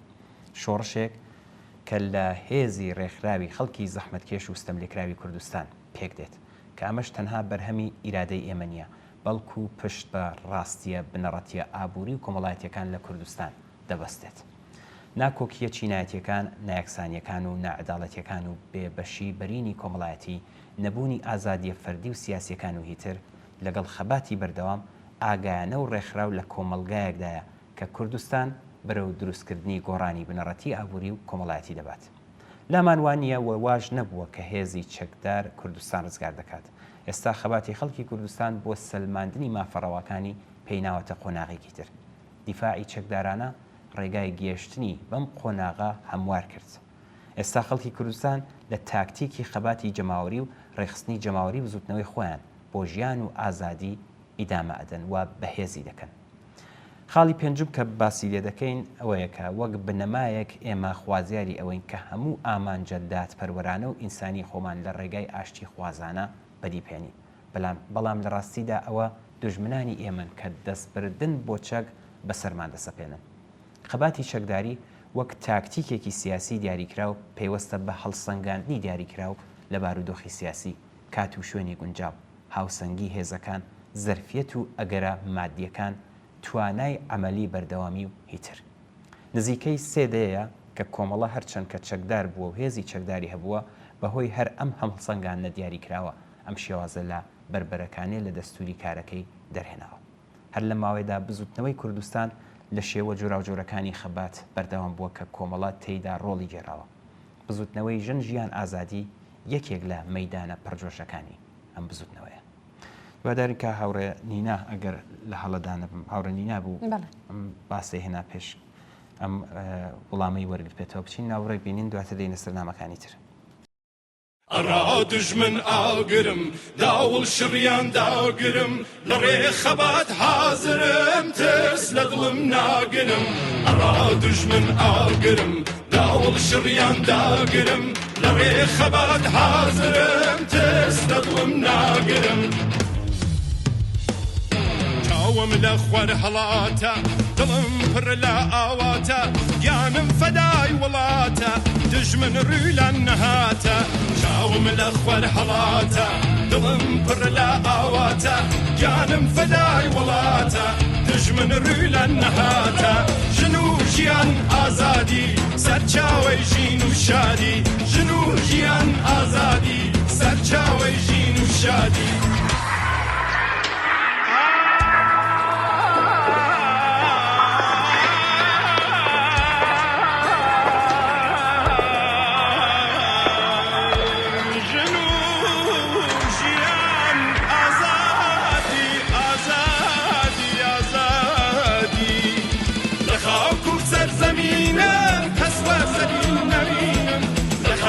سەرزەمینم کەس وازەلی نەبینم، ئاڵا هەڵگر ئەوینم ڕاڕوڵەی شیرینم، ئاڵا هەڵگر ئەوینم ڕاڕوڵەی شیرینم.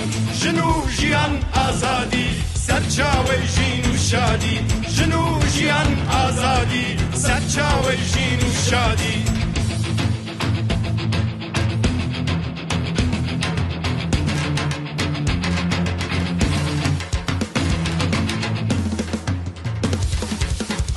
دژمن ئاگرم داوڵ شڕیان داگرم لە ڕێ خەبات حازرم ترس لە دڵم ناگرم. ئەڕا دژمن ئاگرم داوڵ شڕیان داگرم لە ڕێ خەبات حازرم ترس لە دڵم ناگرم. ژن و ژیان ئازادی سەرچاوەی ژین و شادی، ژن و ژیان ئازادی سەرچاوەی ژین و شادی.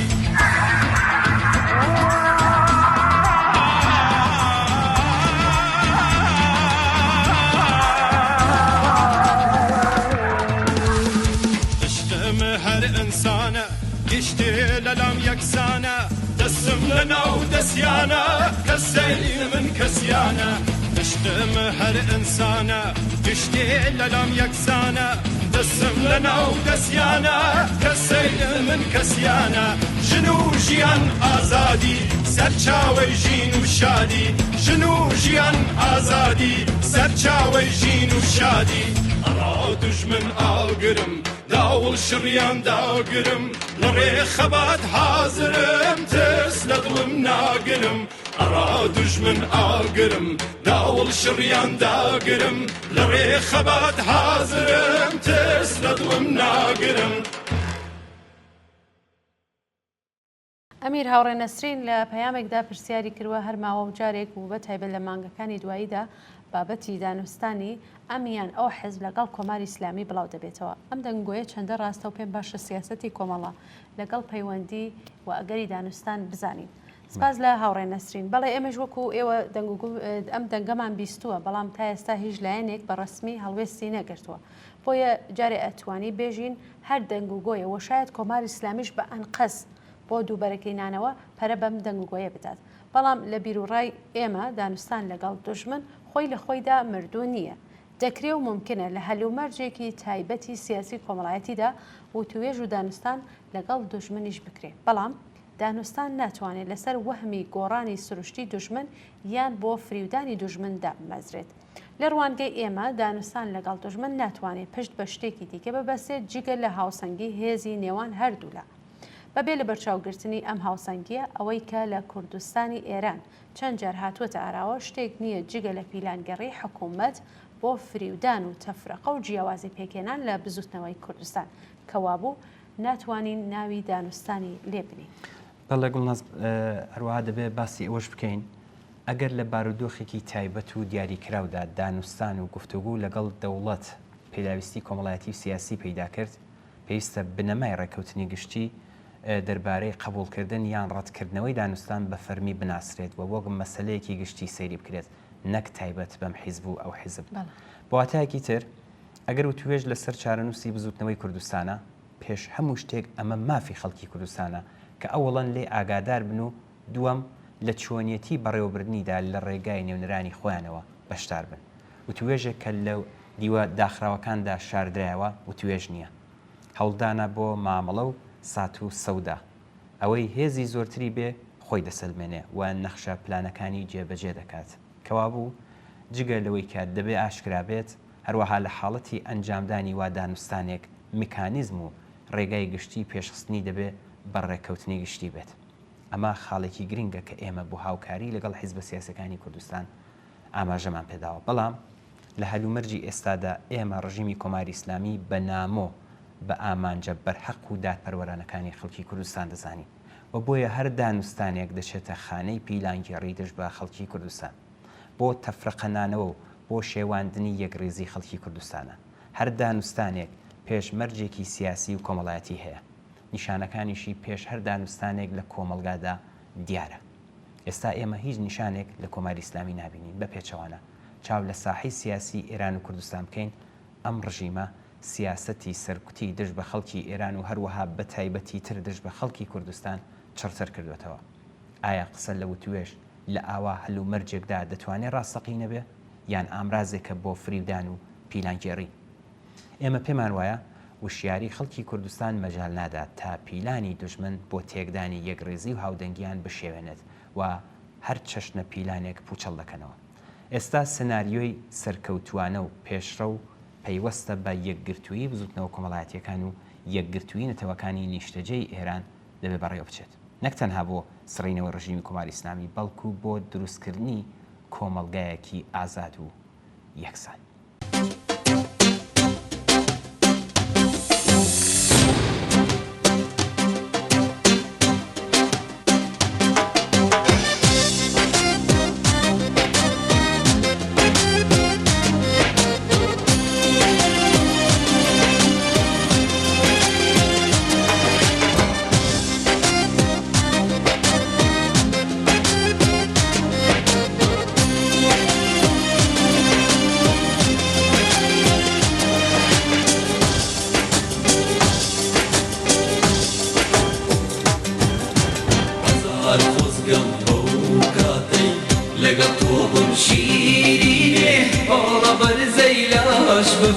شوشيني لمزز مبا ورالام يتزوخا ودنيام هاي الرمى تقولي شوشيني عخشيريني شيريني زامم شنقلانا لدوري تو يادلو جرقم پریشانا شیرینه زامم شنگرانا لدوری تو یادلو جرگم پریشانا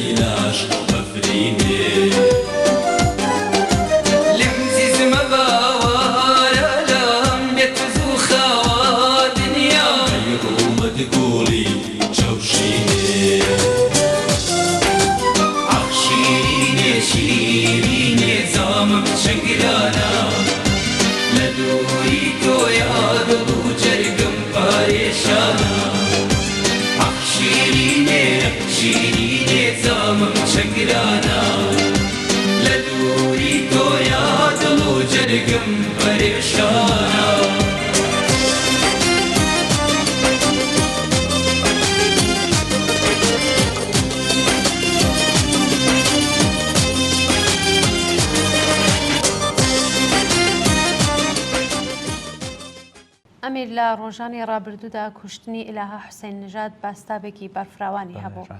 لەم پەیوەندیەدا نووسینێکمان لە کاکعەلی هەیە کە ئاوا دەست پێ دەکات. ئیلاها چیتی زیندوو نییە، ژنێکی گەنج 24 ساڵان کە لە یەکێک لە حاشیە فرامۆشکراوەکانی تاران ئیسلام شەر ژیانی دەکرد. هەر ڕۆژ لەوێەوە بۆ سەعادەداباد لە باکووری دەوڵەمەندنشینی پایتەخت هاتوچووی دەکرد تا لە ساڵۆنێکی جوانکاری کارێکی نیوە فەرمی و کەم داهات بە ناوی ناخۆنکاری ئەنجام بدات. ئیلاها لەو ڕۆژە چارە نووسازەدا زووتر لە شوێنی کارەکەی هاتە دەر تا بگاتە لای براکە مەندامەکەی بۆ مراقبەتکردن، بەڵام هەرگیز نەگەیشتە ماڵەوە. جەستەی بێگیانی ئیلاهای 11 ڕۆژ دواتر لە بیابانەکانی دەوروبەری فڕۆکەخانەی خومینی دۆزرایەوە، شوێنێک لە حاشیەی حاشیەکان، هەمان شوێنێک کە ژیانیشی لەوێەوە بەڕێوە دەچوو. گوترا کە شۆفێرەکە ئەوی بە چەند زەربەچەقۆ کوشتووە تا مۆبایلەکەی بتزێت. بەڵام ئایا ئەم چیرۆکە تەنها دزی و کوشتنی ساکارە؟ هەر کەس لە ئێران دەژی یام ژیان دەکا یان ئاگای لە بارودۆخی داڕەماوی کۆمەڵگای ئێران هەیە ناتوانێت سادە لەم هەواڵە تێپەڕێت و ئەم پرسیارە و گەلێک پرسیاری تیر لای دروست دەبێت. بۆچی وایە؟ بۆچی دوێنێ ئەمڕۆ و حتمما سبەینێش ئەم جۆرە تاوانە دووپات دەبێتەوە؟ بەڵێ گوڵناز کاکعەلی نووسراوەکەی ئاوا ئیدامادات ئەڵێت ئەم ڕووداوە نەک ڕووداوێکی تاکە کەسی بەڵکو بەرهەمی پێکهاتەیەکە کە ژیانی بۆ حاشیە و فەرامۆشی پاڵپێوەنەوە. لەم پێکهاتەیەدا فەقر و بێبەشی و جیاوازی چینایەتی بۆتە ڕوخساری کۆمەلگا. قاتڵی ئیلاها گەرچی چەخۆی بەدەستەوە بوو و تاوانێکی گەورەی کرد بەڵام چون هەموو جارێت تیکرار دەبێتەوە دەتوانین بڵین ئەمە کۆمەلگای چەماوە بەدەستی حکوومەتی ئیسلامی کە ئەوی یان کەسانی تر تا سنووری بێ ئەخلاقی و تاوان پاڵپێوەناوە لە وڵاتێکدا کە هەزینەی یەک مۆبایل لە داهاتی مانگانەی ملیۆنها کرێکار زیاترە کوشتن بۆ بەدەستهێنانی چیتی غەیری ئاسایی نییە کەوابوو ئەمە تەنها توندوتیژی شەقامی نییە کە لەوانەیە لە زۆر شوێنی تریش ڕوو بدات ئەمە توندوتیژی پێک هاتەیە کە ڕەگی لەو ڕیشەیە هەیە ئیلاها نەک یەکەمین ژنی کوژراوە و نەکۆتاییە ناوەکەی لە تەنیش لیستێکی درێژی ژنانەوە دادەنرێت کە لەم خاکەدا یان لە ماڵەوە بەدەستی باوک یان هاوسەر کوژراون یان لە شەقامدا لەلایەن پیاوانێکەوە کە لە فەقر تووڕەیی و بێپەناییەوە ڕوو لە تاوان دەکەن ژن کوشتن لەم کۆمەلگایەدا نەک ڕووداوێکی یاسایی بەڵکو ڕەوتێکی درێژخایەنە لە ماوەی یەک مانگدا لە 22 ئاپریلەوە تا 22 مەی 2025 واتە ئوردیبێشت 1404 کەمپینی ڕاگررتنی کوشتنە ناموسیەکان 27 مەوردی کوشتنی ژنانی لە ئێران تۆمار کردووە بەڵام گرنگتر لەمانە ئەو شتەیە کە دوای مردنی ئیلاها ڕوویدا ئەویش بێدەنگی سیستماتیک بنەماڵی ئیلاها تەنها ڕێگەی شینگێڕانیشیان پێنەدرا هێزانامنیەکان بیریان خستەوە کە چاوپێکەوتن نەکەن مەڕاسم نەگرن ئاگادارکردنەوە نەکەن نە دەنگی شینگێڕی ئاسایی بیسرا نە ناڵەیەک نە هاوارێک لە بنەماڵەی ڕەشپۆشەکەی هاتە دەرەوە بۆچی؟ چونکە هەر شینگێڕیەکی گشتی هەر مەراسمێکی کۆمەڵایەتی ئەگەری گۆڕین بۆ ناڕزایەتی هەیە ئەمەش ئەو شتەیە کە حکوومەت لی دەترسێت دەنگی شیوەن ئەگەر گشتی بێت دەبێتە هاوار دژی ئەم پێکاتە نەعەداڵانێ وەڵامی دەسەڵات بەم تاوانە دامەزراندنی بەشی تایبەتی پرسیاری بوو کارێکی تکراری ڕێوشێنێکی نمایشی کە ئەزمون نیشانی داوە نە هۆکاری بازداریە نە مەرهەمێکە بۆ سەر برینەکان سیستمێک کە تەنانەت ساڵانە لە پەسەندکردنی لایحەی قەدەغەی توندوتیژی دژ بە ژنان خۆی دەپارێزێ هەمان سیستمێکە کە ئەمڕۆ هەوڵ دەدات بە یەک پرسیاری تایبەت سەرپۆشێک بخاتە سەر ئەم تاوانە کە ڕیشەکەی لە بێعەداڵەتی ناو کۆمەلگا خۆی داکوتاوە ئەمنیەت لەم وڵاتەدا نەک مافێکی گشتی بەڵکو کاڵایەکی کەم و چینایەتیە ئەگەر دەوڵەمەندێک بە هەڵکەوت پێویستی بە تاکسی هەبێت سوار تاکسیەکی ئینتەرنەتی شۆفەری دیاریکرا و ڕێگای تۆمارکراو دەبێت بەڵام ژنانی وەکوێلەها کە لە حاشیەی شارەکاندا لە بیابانەکانی دەوروبەری ئیسلام شەهرەوە بەرەو کار لە سەعادەت ئابادێن لە نەبوونی گواستنەوەی گشتی پارێزراودا ناچار دەبن سواری هەر ئۆتۆمبیلێک بن شاید بیرکاتەوە هەرزانترە واتە ئەمنیەت دەکردرێت بە پارە بکردرێت و دەکرێت بە پارە بکردرێت بە ناونیشان بە کودی پۆستی دەسەڵاتیش هیچ هەنگاوێکی بۆ ئامنکردنی ئەم جیاوازیە چینایەتیە ناگرێتە بەر یان باشترە بڵێم ناتوانێت و نایهەوێت ئەم جیاوازیە ئامرازی مانەوەی سیستمی دروستکراوەیە کەوایە لەم سیستمەدا هەڵە نییە بەڵکو ئامێری کۆنترۆڵکردن و خۆسەپاندن لە سیستمی یاسایی پیاوسالاریدایە ئیلاها تەنانە دوای مردنیشی نابەرابەر بوو ئەگەر خێزانەکەی توانای پارەدانی نیوەی دیێ قاتڵی نەبێت ڕەنگە قاتڵ تەنها چەند ساڵ زیندانی بکرێت و دیسان بگەڕێتەوە ناو کۆمەلگا لە کاتێکدا ئیلاها بووە هەمیشە بێدەنگ بووە هەڵە لێمان حاڵی نەبن کێشەکە نەتۆڵە سەدنەوەیە نەبینینی قاتڵ لەسەردار قسەکە لەسەر ڕۆڵی ئەوانە وا داریان کردوتە ئامرازی بێدەنگی و ئەوانەی بە دروستکردنی نابەرابەری زەمینەی ئەم جۆرە تاوانەیان ئامادە کردووە و ئێستا چاوەڕوانی فەراموشکردنی ئەم تاوانانە ئەمە تەنها ژنستیزی کولتوری نییە ژنستیزی یاساییە لە ئاوە سیستمێکدا تەنانەت دادپەروەری بە پێی ڕەگەز چین و نفوس دیاری دەکرێت حکوومەت بەم یاسایانە ئەم پەیامەی بە پیاوان داوە کە توندوتیژی دژ بە ژنان کەم هەزینەیە بۆیە ئیلاها تەنها قوربانی توندوتیژی نەبوو بەڵکو قوربانی جۆغرافیاش بوو ئەو لە دایک بووی حاشیە بوو کرێکاری حاشیە کوژراوی حاشیە و ئێستا ناشتراو لە حاشیەکی دیکە میدیا فەرمیەکان درەنگ و بە ناچاری هەواڵەکەیان بڵاو کردەوە هەواڵت دژ بە یەک دواکەوتن لە دۆزینەوەی جەستە تێکنەچوون لە لێکۆڵینەوەکان هەموو نیشانەی بێبایەخی بە ژیانی خەڵکێکە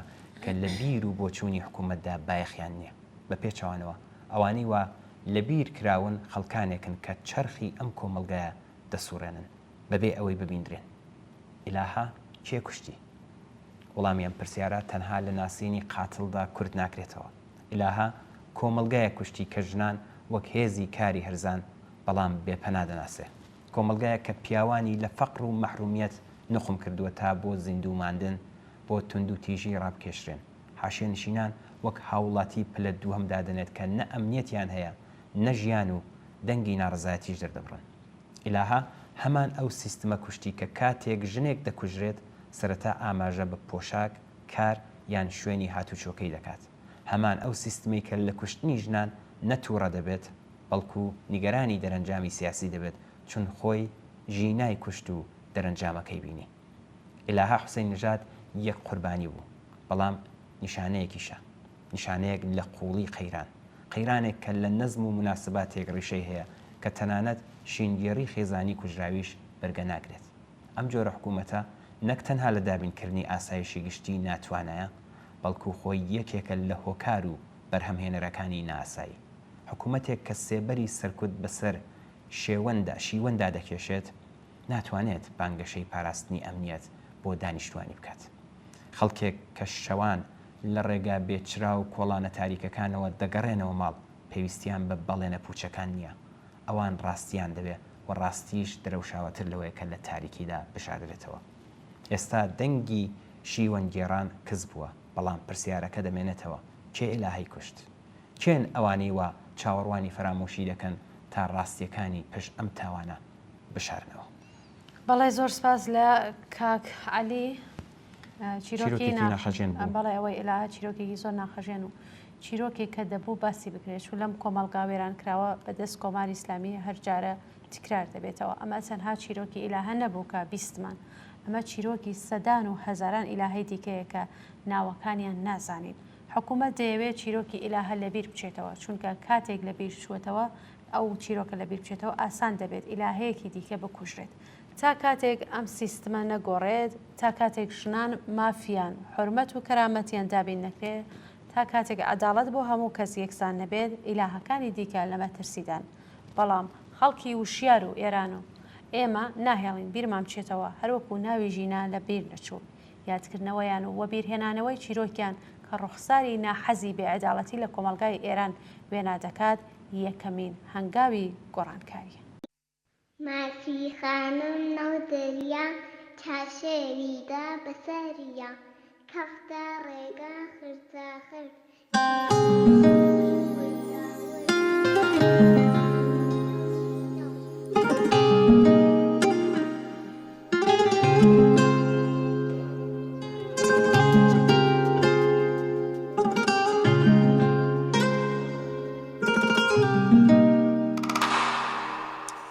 ماسی خانم نەو دەریا چارشێویان دا بەسەریا دەمیان قوفڵ و زەنجیر کرد ئاوازیان کوش لە چاویا. ماسی خانم ماسی خانم ماسی خانم ماسی خانم هەر بە زوردایان پۆشان سەمای شەپۆلیان خنکان وتیان حرامن بۆ یەک قژ و خەیاڵ و باران وتیان خەویش نەوێنی ماچ لە شەیتان نەسێنی تەنانەت بوونی دەریا بۆ سەر گوڵدان نەهێنی.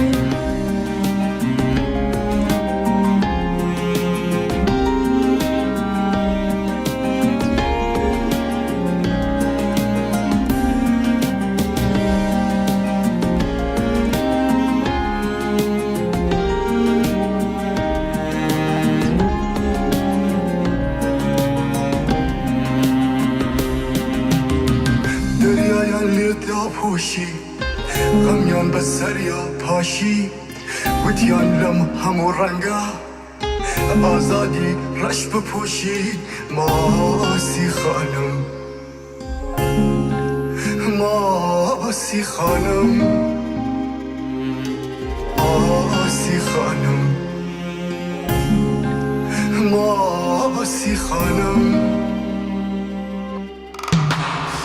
ماسی خانم غەمگین بوو کراس ماسی لفن رنگین بو خوی سلطان و خوی خنگان آخر بو سنگین بو ناموس و رگ و غیرت شرف و شان و شوکت هموی لگل کودایا ماسی خانمی نگبت بلام ماسی گندا توز قاچی لحالدا للیوار دریا استا شپول بیتو لدا ماسی خانم ماسی خانم ماسی خانم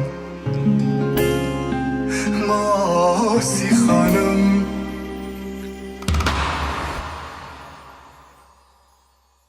بەداخ و پەژارێکی قوڵەوە هەواڵی ماڵاوایی دایفریشتە دایکی تێکۆشەر و خۆراگری هاوڕێ ئازیزمان هاوڕێ بەیانزەندی ڕادەگەێنین کە بەهۆی نەخۆشینەوە دڵە گەورەکەی لە لێدان دەکەوێت و ماڵاوایی لە ژیان دەکات. دایفریشتە تەنها دایکی جگەرگۆشەکانی نەبوو، بەڵکو قوتابخانەیەکی زیندوی بەرخۆدان و وانەیەک بوو لە مرۆڤایەتی. ژنێک کە لە دوو سەنگەری سەختدا جەنگا، سەنگەری یەکەمی پشت بە کولتوری دواکەوت و ئەقلیەتی پیاو سالاری بوو و سەنگەری دووەمیشی ڕوبەڕووبوونەوەی بێوچانی ستەم و گوشاری ڕژیمێکی داپلۆسێنەر بوو. لە هەردوو سەنگەردا دایفریشتە سەربەرزانە وەستا و نە کۆمەلگا توانی چۆکی پێدا بدات، نە بانکردن و هەڕەشەی ئیتلاعات توانی وەرەی بشکێنێت. دایفریشتە دڵی گەورەی لە لێدان کەوت، بەڵام ئەو ڕێبازە پڕ لە سەروەریەی کە بۆی دەژیا بۆ هەمیشە لە یادەوەری ئێمەدا زیندووە. ئێمە سەری ڕێز بۆ گیانی ئەو دایکە خۆراگرەدا دەنوێنین و بەڵێن دەدەین چرای دەستی دانەنین و درێژە پێدەری ئەو باوەڕە بین کە ئەو بۆی تێکۆشە. هەر بەم بۆنەوە پڕ بەدڵ سەرخۆشی خۆمان ئاراستەی بنەماڵەکەی بەتایبەت هاوڕێ ئازیزمان هاوڕێ بەیانزەندی و هەموو خزم و دۆستانی دەکەین و خۆمان با شەریکی خەمیان دەزانین. یادت بەرز و ڕێبازە مرۆڤ دۆستانەکەت بەردەوام بێت دایکی خۆراگر.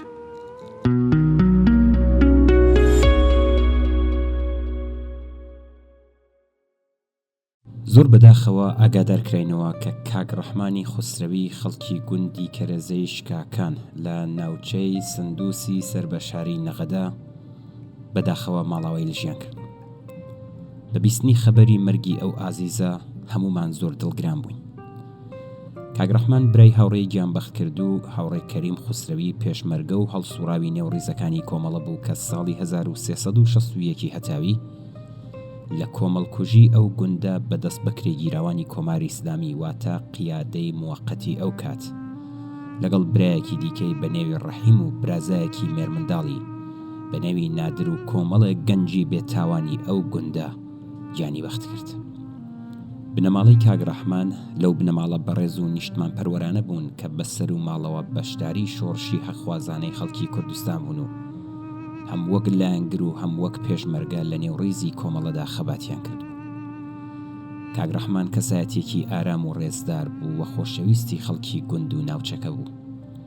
زۆر بەداخەوە چەند ڕۆژ پێشتر تووشی جەڵدەی دڵ دەبێت و ماڵاوایی یەکجارێکی لە هەموو هاوڕێیان و خزم و دۆستانی دەکات. بە بۆنەی مەرگی کاک ڕەحمانی ئازیزەوە پڕبەدڵ سەرخۆشی خۆمان ئاراستەی بنەماڵە و هەموو خزم و کەسوکار و خەڵکی گوندی کەرەزەی شکاکان دەکەین و خۆمان بە هاوبەشی خەمیان دەزانین. یادی ئازیزی کاک ڕەحمان بەرز و بەڕێز و ڕێگای پڕڕێبوار.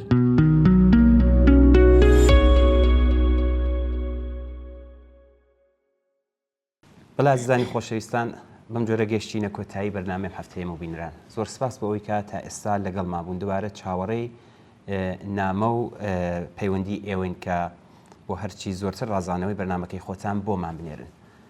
هەر شاد و بەختەوەر بن. بەڵێ عزیزان، زۆر سپاس بۆەوەی کە تا کۆتایی بینەر و بیسەریەم بەرنمەیە بوون. هیوادارمان بەرنمەیە جێگەی سود و ڕەزامەندی ئێوەی ئازیز و خۆشەویست بێ.